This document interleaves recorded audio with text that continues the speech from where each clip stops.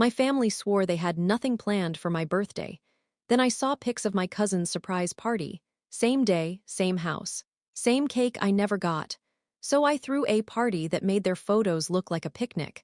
I was standing in my Aunt Linda's kitchen in Mesa, Arizona, staring at the half-eaten birthday cake sitting on the counter, white frosting, rainbow sprinkles, the exact cake I had begged my family to get me ever since I was a kid. But it wasn't for me. It was never meant for me. I realized that the moment I saw the pictures. The night before, on my actual birthday, everyone in my family insisted they were too busy to do anything. My mom said she had a migraine. My aunt said she was out of town. My cousins said they had work. My brother claimed he had car trouble. Nobody even texted me after 10 a.m. Except my dad, who just sent a thumbs-up emoji to the happy birthday I basically sent myself. It hurt, but I acted like it didn't. I bought myself takeout, watched Netflix alone, and convinced myself that maybe adulthood was just lonely like this. Then, the next morning, my phone blew up with notifications. Not from them, but from Instagram. My cousin Marissa had posted photos from a huge birthday party yesterday. My actual birthday. And not just any party. A party held at Aunt Linda's house. The same house where she claimed she was out of town. Same decorations I had asked for years ago. Same cake I used to beg for. Same damn theme colors I loved, navy blue and gold, except they were all over her party, not mine. There was Marissa smiling with my brother, who apparently had car trouble. There were my aunts and uncles, all crammed together in a group photo. There were balloons spelling out Happy 25th, even though Marissa was turning 27. They literally changed the number to match my age.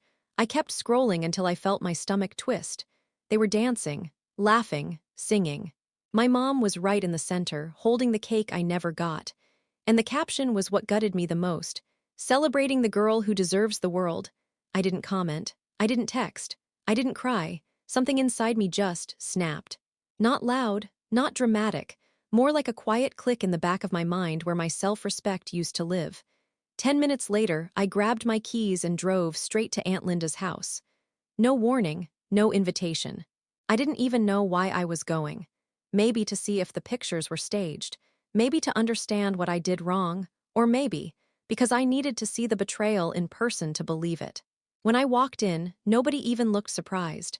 That hurt more than anything because it meant they expected I'd eventually find out. They just didn't care. Marissa was in the living room scrolling her phone. She froze when she saw me. My mom muttered, "Oh, hey," like she'd bumped into a neighbor, not her daughter who spent her birthday alone. And that cake, my cake, still half-eaten on the counter, like a final reminder that all my life, I'd been the kid everyone remembered last. I swallowed the shake in my voice.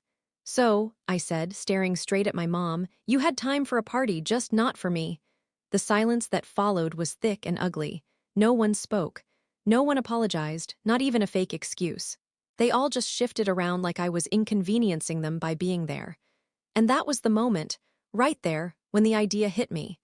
A plan so clear and cold that it surprised even me. If they wanted to pretend I didn't matter, fine. I'd throw a birthday party they would never forget. And by the time I was done, their perfect little Instagram posts would look like a sad picnic in comparison. I walked out of that house without another word. But the real story, the insane part, started the moment I got back into my car and checked my phone again. Because that's when I discovered something that made everything 10 times worse.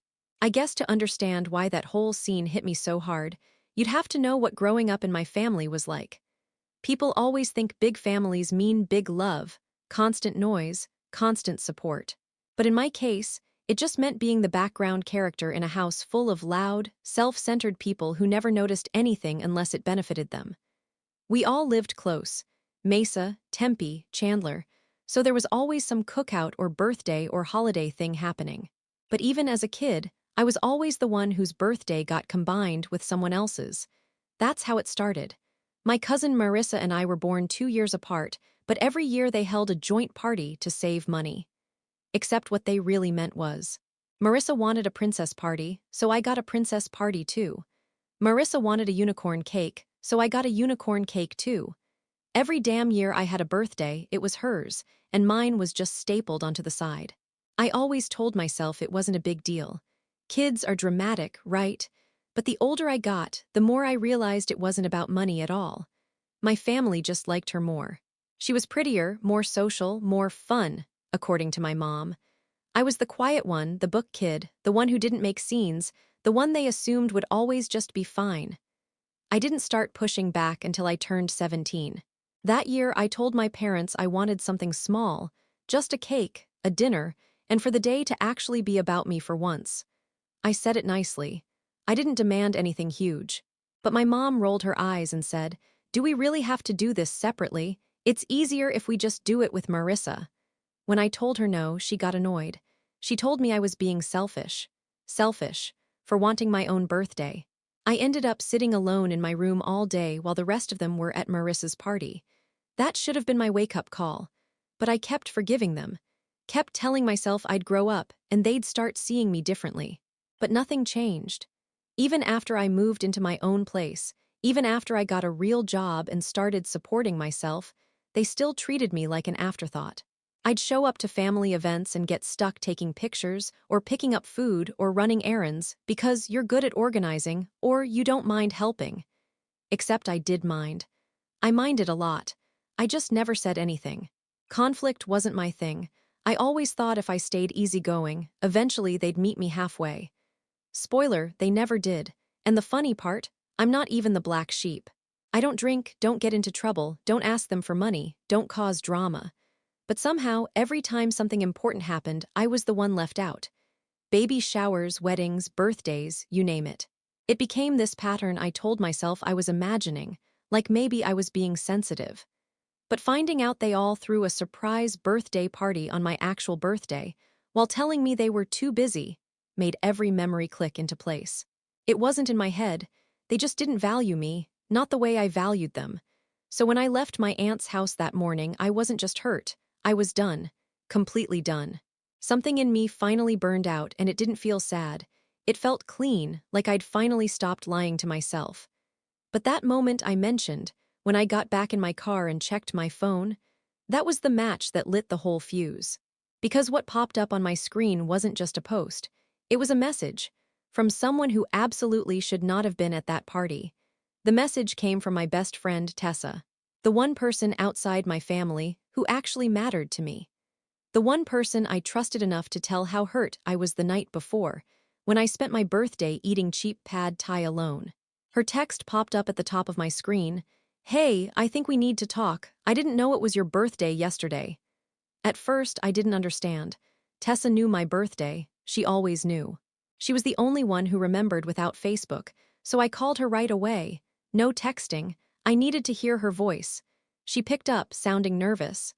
"Please don't be mad at me," she said before I even said hello.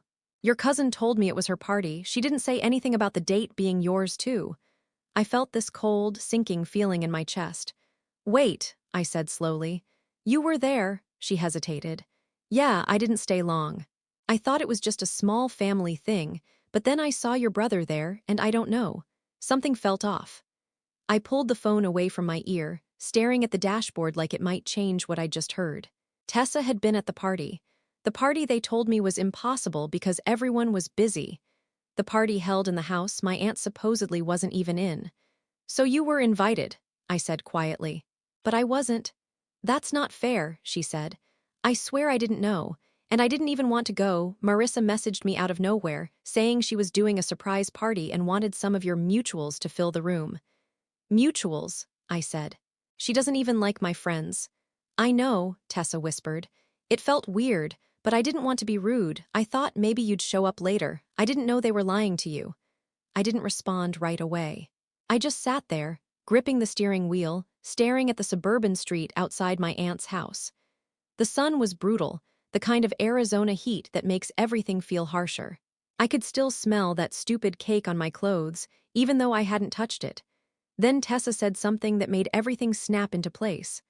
"Honestly," she said, voice low, "the whole night felt like a show. Like they were trying to prove something. People kept talking about how amazing Marissa was, and how she was the one who really brought the family together. It felt like everyone was, I don't know, revolving around her. Revolving around her, just like always. I felt my pulse rising, not from sadness this time, but from something sharper. Anger, yes, but also clarity. I wasn't imagining the pattern. I wasn't blowing things out of proportion. They really had erased me, on purpose. And the worst part, they were proud of themselves for it. After I hung up, I just sat there for a long minute, letting the anger settle into something steadier. Something I could use. Then I drove home, walked straight into my living room, grabbed a notebook, and wrote one line at the top of a blank page. Operation, outshine them all.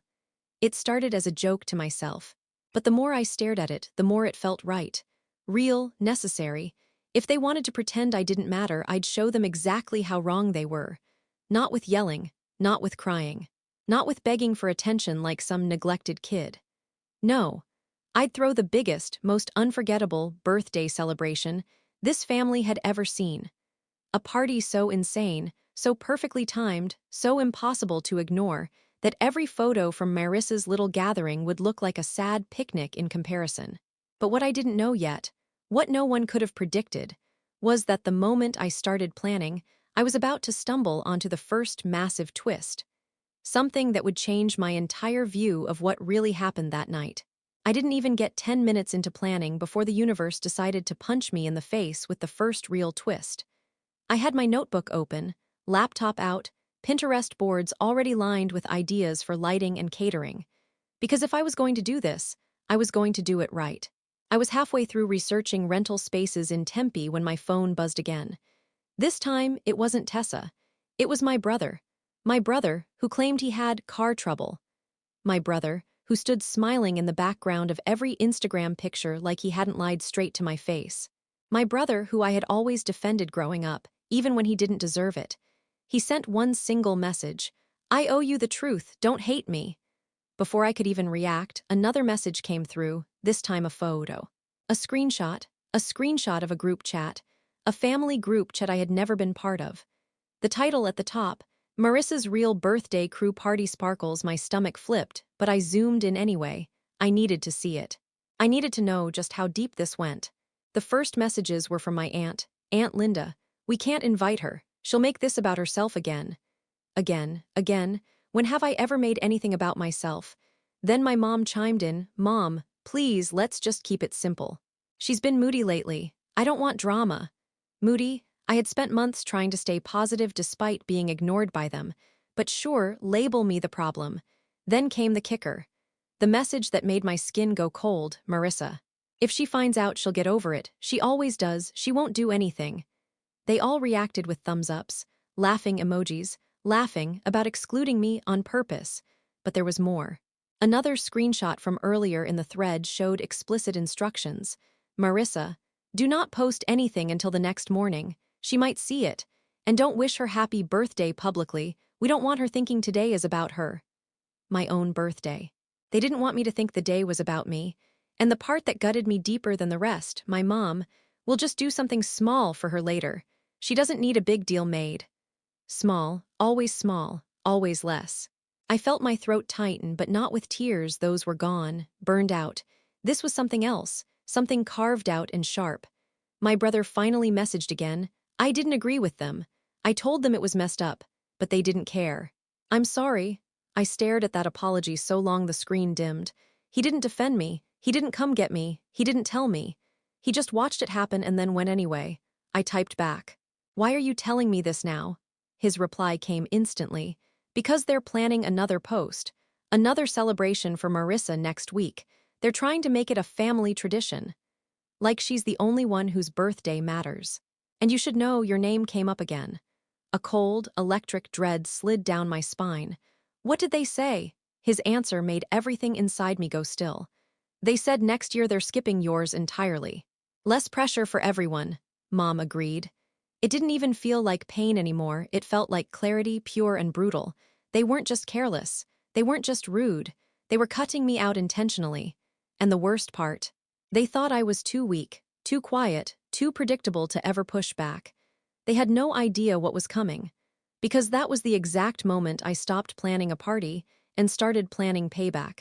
And that's when the second twist, the one that almost blew everything open, fell right into my lap. I didn't sleep that night. Not even a little. I sat at my kitchen table in my Tempe apartment with every light off except the one above the stove, scribbling ideas like a maniac. But the more I wrote, the calmer I felt.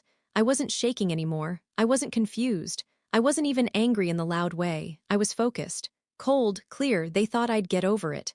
They thought I'd stay quiet. They thought I'd do what I always did. Shrug, smile, pretend it didn't hurt. Not this time. This time I wanted them to feel something. Not violence, not anything illegal, just a humiliation so public and undeniable that they couldn't spin it, couldn't hide it, couldn't pretend it didn't happen. And the best part? A birthday party was the perfect cover. The first step was picking a venue. I wanted something big enough to make a statement, but not so big it looked like I was trying to copy them. I found a warehouse event space near downtown Phoenix. Industrial brick walls, string lights, cheap rental fee because it used to be a mechanic's shop. It was perfect. Gritty, atmospheric, dramatic. The opposite of my aunt's cramped living room with her pastel decorations. Next was the guest list. But here's where the plan shifted into something better. Instead of inviting just friends, I invited everyone my family desperately tries to impress. Old neighbors, second cousins they only see on Facebook, church members they brag to, coworkers they name-drop at holidays. I even invited some of their old friends they'd drifted from, the ones they definitely want to look good in front of. I wasn't doing this out of kindness. I wanted an audience. And then I added the final touch. An open invite posted publicly, tagged with the words, "Celebrating an unforgettable birthday, come join me." I didn't name which birthday. I didn't name for who. But I made sure every one of my relatives saw it. Within an hour, I got a text from my mom. "Mom, you're throwing a party for who?" "Me, for the person who deserves it." "Mom, is this about yesterday? Don't make a scene." "Me, oh, don't worry. The scene is already made." I could practically hear her panic through the screen. But the real masterpiece wasn't the venue or the guests. It was the theme. I modeled the entire party after the exact aesthetic they stole from me. Navy blue and gold, but elevated. Real floral arrangements instead of gas station balloons. Professional lighting. Live music from a local band. A full catered menu, not Costco trays. And the cake. Oh, the cake.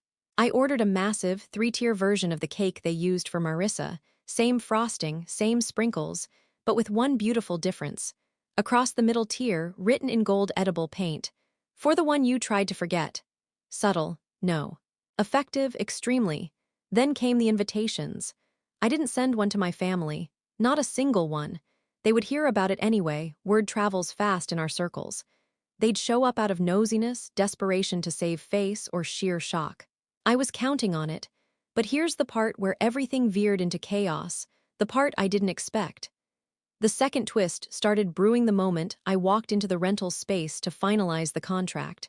I noticed the venue coordinator staring at my last name on the paperwork. His eyebrows lifted like he recognized it. "Wait," he said slowly. "Are you related to Marissa, last name?" I froze. "Unfortunately," he sighed. "Then we need to talk. There's something you should know, something about that party she had." I didn't breathe. And what he told me next, it changed the entire meaning of everything my family had done. The venue coordinator. His name was Carl, mid-40s, calm face, khakis so stiff they could stand on their own, looked at me like he wasn't sure whether to speak. The way doctors look at you before delivering results they know will break something open. I tucked the contract folder under my arm. "What about Marissa?" he exhaled slowly. "She contacted us last month. About booking this exact space. For the same date you're asking for." My stomach dropped. "What?" he nodded. "She wanted a big birthday event, bigger than the one she had yesterday. She said the house party was just a warm-up." That didn't make sense. "So why didn't she book it?" "She did," he said. "She paid the deposit." I felt the world tilt for a second. "You're telling me she had this space booked for her birthday, and she canceled last minute?" He hesitated. "Not exactly." He reached under the counter, pulled out a manila folder, and slid it across to me. I opened it expecting to see a typical cancellation form. Instead, I saw a copy of a police report, filed by my aunt's address. My chest tightened. "What is this?" He pointed at the first line. "The night before the contract was finalized, we got a call. Someone claiming to be part of your family told us there was an incident involving Marissa. They said she was unsafe, unstable, and that we should not, under any circumstances, rent any public venue to her for a large gathering. I blinked. What? That makes no sense. Why would they? I thought it was odd, he continued. But the call sounded urgent. The woman said she was her mother. My aunt. I shook my head. No, that has to be wrong. She worships Marissa. He gave me this look, like he'd seen this kind of family dynamic before. She didn't sound worshipful. She sounded scared, or angry maybe. I read further down the report. My aunt had literally claimed Marissa had a history of dangerous behavior at events. She even used the phrase violent tendencies. Violent. Marissa, the girl who cried if someone looked at her wrong. It didn't fit. Unless the house party, the one they threw on my birthday, wasn't even the original plan. Wait, I said slowly. So they were planning a huge party, a real one, a public one. And then my aunt sabotaged it with this report? Carl nodded. After the call, she emailed us and pulled the booking, full cancellation, no explanation. We refunded the deposit. My mind raced. Why would my aunt go that far? Why cancel her golden child's big celebration? Why lie to the venue? Why involve the police? Something wasn't adding up. I closed the folder. Did you talk to Marissa at all after that? He nodded. She called, begging us not to cancel. She said she had no idea what her family was talking about. She sounded embarrassed, panicked. I felt a weird twist in my gut, not sympathy but curiosity. Marissa panicking was rare. Panic meant she wasn't in control. So the house party, I asked. Carl shrugged. Looked like a last-minute replacement. She sounded desperate when she asked for her deposit back. My entire body went cold. The house party, the one they held on my birthday, just petty. It wasn't just them ignoring me. It was Plan B. Something had gone down. Something someone didn't want public. Someone in my family wasn't telling the truth. And suddenly, the way they all froze when I walked in made sense. The tension, the weird looks, the rushed decorations. The cake that looked slapped together last minute. They'd scrambled, because something had gone wrong behind the scenes. Something big enough to force them into lying even more than usual. I looked up at Carl. Why are you telling me this? Because, he said, your family is messy, and when messy families lie, they lie big. I figured you should know before you throw anything they might try to ruin. I walked out with the contract signed and a new theory forming, not about my party, but about theirs. And the truth behind their tradition was about to get so much darker. I drove home from the venue with the AC blasting, but it didn't cool the feeling running through me, the heavy, crawling realization that this wasn't just pettiness. This wasn't just favoritism. This was something rotten underneath the surface of my family, something deliberate. And I got my answer that same night. It came in the form of a voicemail from my mom. I didn't answer when she called. I was done playing the obedient daughter who picked up every time someone in that family snapped their fingers. But the voicemail, that, I listened to. She didn't know her voice had that tone, not worried, not apologetic. Careful, calculated. Call me back, she said. There are things you don't understand, things about your cousin, things we've been handling privately. We didn't tell you because you don't always respond well to delicate matters. Delicate matters? She made it sound like I cried at commercials for dog food. I replayed it 3 times. My mom didn't sound scared for Marissa. She sounded scared of something getting out, so I didn't call her. I called my brother. He answered on the second ring, voice cracking. I knew you'd find out eventually. Find out what? I asked. There was a long, shaky breath. The real reason they didn't want you at the party. I gripped the steering wheel even though I wasn't driving anymore. Because they don't like me, we've established that. No, he said quietly. Because you see things. It threw me. What? You don't let things slide, he said. You're quiet but you notice everything, and they couldn't risk you noticing the truth. I felt a cold pulse under my skin. Spit it out. He was silent for so long I thought the call dropped. Then, Marissa didn't want the venue. She didn't want a big public event. She told them she'd only do a house party. Because she didn't want you around people she cares about. That makes no sense, I said. She's embarrassed of me, fine, that's nothing new.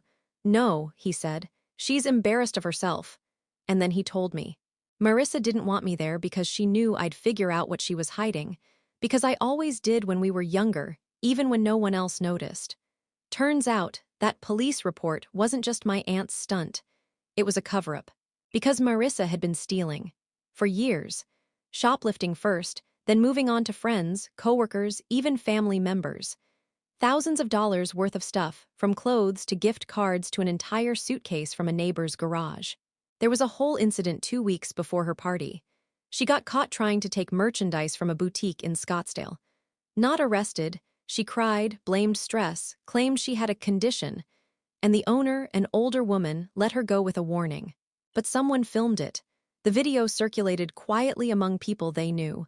My aunt panicked. My mom panicked.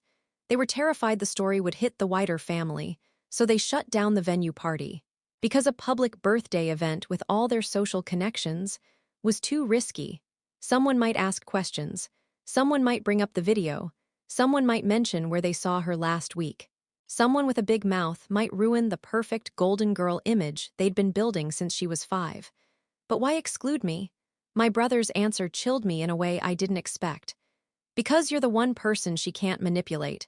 The one person she can't cry in front of and get away with it. You see through her, you always have, and she hates you for it. He paused. And Mom hates that you make her uncomfortable. She hates that you don't fall for the drama like the rest of us. She hates that you're truthful. Truthful. That word hit harder than anything else. I always thought they saw me as weak. Turns out they saw me as dangerous. And they cut me out, not because I didn't matter, but because I mattered in a way that threatened their whole little performance. For a moment, I didn't say anything. My heart wasn't even beating fast. It was slow, heavy, cold. So, I finally said, they excluded me to protect her reputation. Yes, and they lied to me because it was easier than facing what she really is. Yes, and they assumed I'd stay quiet about all of it. Yes, I hung up. And something inside me clicked into place. Hard, final, irreversible. This wasn't just about a birthday. This was about a family who chose an image over me. A family who protected a thief, a manipulator, a liar while erasing me from my own life. And suddenly, my plan wasn't just about outshining them. It was about exposing them. The night of my party, the air in Phoenix felt different, cooler than usual, the kind of night where something shifts and you can feel it in your teeth. I got to the warehouse early, wearing a navy dress that actually made me feel like I took up space. Like I was allowed to. The place looked incredible. String lights glowing against old brick, gold accents everywhere, music humming low. My cake, a 3-tier, gold-lettered masterpiece, sat dead center on a pedestal under its own spotlight. It wasn't subtle. It wasn't supposed to be. People poured in fast. Friends, coworkers, neighbors, people from my childhood who hugged me like they'd been waiting years to reconnect. Not one of them asked, "Where's your family?" Because the truth was already traveling through the room on its own legs. About an hour in, I saw them. My mom first, stiff and tight-mouthed. My aunt behind her, pretending to smile. Marissa trailing them like a shadow that didn't want to be seen. My brother came too, but he kept his distance, like he already knew what was about to happen. They weren't invited. They showed up because they were scared. Good. My mom marched toward me. "What is this?" she hissed. "Why didn't you tell us?" I didn't raise my voice. I didn't even fake a smile. "You didn't tell me about your party. Fair's fair." She tried again. "People are talking. You're making us look." "Like what?" I asked. "Like the kind of family that lies, excludes, covers up crimes." Her face drained of color. My aunt stepped in, whispering sharply, "You don't understand what was happening. We were protecting." I held up my hand. Don't. Don't insult me by pretending this is about safety. This was about reputation. Yours, not hers. Marissa finally spoke, voice low and shaky. "You don't know what you're talking about." I looked at her the same way I did when we were teenagers and she'd lie about stealing my things, calm, tired, done. "I know about the boutique," I said. "And the suitcase, and the gift cards, and the video, and the police report your mom filed to cancel your big party." Gasps rippled around us. People were listening, exactly as planned. Marissa's face crumpled, not from guilt but from panic. "That's not, you weren't supposed to know that." "No," I said. "I wasn't, because I wasn't supposed to be here. That's the whole point, right? I see things I'm not meant to." My mom grabbed my arm. "We can talk about this privately," I pulled away. "We're done talking privately. That's how you've controlled the narrative my whole life." The band went quiet behind me. Conversations softened into a hush. Everyone was watching. I stepped closer, lowering my voice but making sure it carried. "You didn't just forget my birthday, you erased it. You erased me.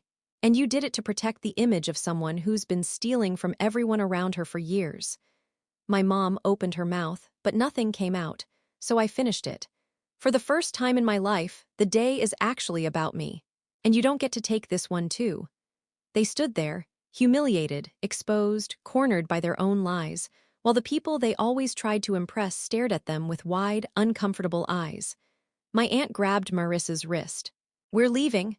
My family turned and pushed through the crowd, faces red, shoulders stiff, refusing to look anyone in the eye. Not one person followed them. When the door closed behind them, the entire room seemed to breathe again. Music started back up. People smiled at me, real smiles, not polite ones. For the first time in years, I felt seen. Not because I made a scene, because I finally stopped letting them write my story. The rest of the night was warm and loud and honest. I cut my cake, I laughed, I danced. I took photos that weren't staged, weren't forced, weren't shadowed by anyone else's ego. And when the night ended, I walked out of that warehouse lighter than I'd felt since I was a kid.